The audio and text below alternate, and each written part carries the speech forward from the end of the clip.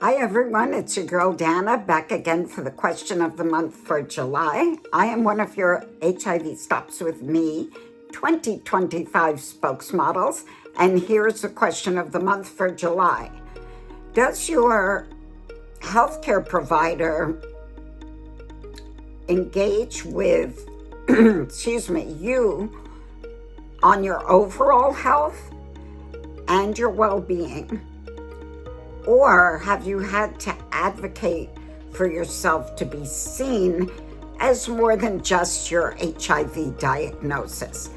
So for me, and I speak to people who are all over the nation, for us in New York State and specifically in New York City, our HIV specialists most of the time are our internists, so our primary care provider, where many people have a primary care provider and then have to just see someone specifically for their HIV.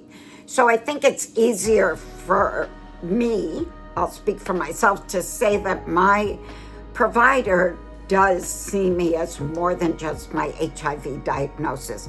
She does work with my overall health and my well-being. So health, physical health, mental health, spiritual health. If she thinks I need to see a mental health professional, she will recommend or give me a referral. So she does see me for more than just HIV, but of course HIV, as an HIV specialist, she is concerned with HIV, I guess primarily, but a lot of times, most of what we go through now, especially me at my age, as we get older, is all the other stuff physically besides the HIV. Some the HIV is caused, some we've been on medications for a long time. So I'm in my 33rd year of being HIV positive. So while I am undetectable, which is amazing, it's good for my health and also means I cannot transmit HIV to anyone else.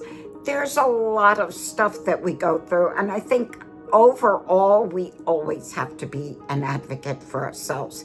Even if our doctors are fabulous and even if they pay attention to everything we have going on, they are usually overworked. They have a million patients in one day, and sometimes if we have a lot of stuff going on, we may have to make 2 appointments or ask them if they can schedule a longer appointment because they always feel a little bit rushed. They're always a little bit under the gun. But to answer that specifically, I do feel that she sees me as a being, as Dana, and not just my HIV positive status. We will always have to, and this is what I teach in the course at our organization, but we always have to be our own advocates because we have to be prepared if while we're having that visit that we feel they're glossing over a certain part of our health, our overall health, our HIV diagnosis, whatever part of our health, we have to be ready to step in and say, hey, I need you to hold on a moment. This is really important for me. I need to ask you some questions, or I need to say XYZ. We will always have to be our own advocates.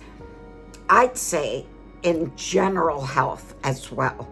For those of you who are HIV negative and HIV positive, we have to be prepared to be our own best advocates. And, you know, I have been doing that for my entire diagnosis. And a lot of times it is around the other parts of my health that are not at least directly related to HIV. So yes, you just got to be prepared to be your best advocate. We should all be prepared. Some of us, and remember that some of us do have better experiences than others in healthcare in general. Remember, you have what's called patient rights. They should be hanging on the wall in your clinic or doctor's office or hospital, that if you are not being heard, I had to, when I got a new doctor, when my doctor left, it's an adjustment period. So I always give it a few months. at least 2 visits to see if we can make headway. We have to each get to know each other, and that's really important. And where I thought, I don't know if this is going to work, actually worked fine, because I said what I had to say, they said what they had to say, and we each heard each other, and now I'm confident in having her as my provider. So yes, you always have to be an advocate, and at least be prepared to be. And if you're unsure, call me, contact me, contact any of the spokesmodels here on this page at hivstopswithme.org. And I'm also available at the organization that I work for, which is called Exponents in New York City. So hopefully I didn't confuse you too much this month, but you can always reach out. Till later, till next month, make it a great day. Remember, you are powerful and you can make today whatever you want. So go out and get it, and I'll see you next month.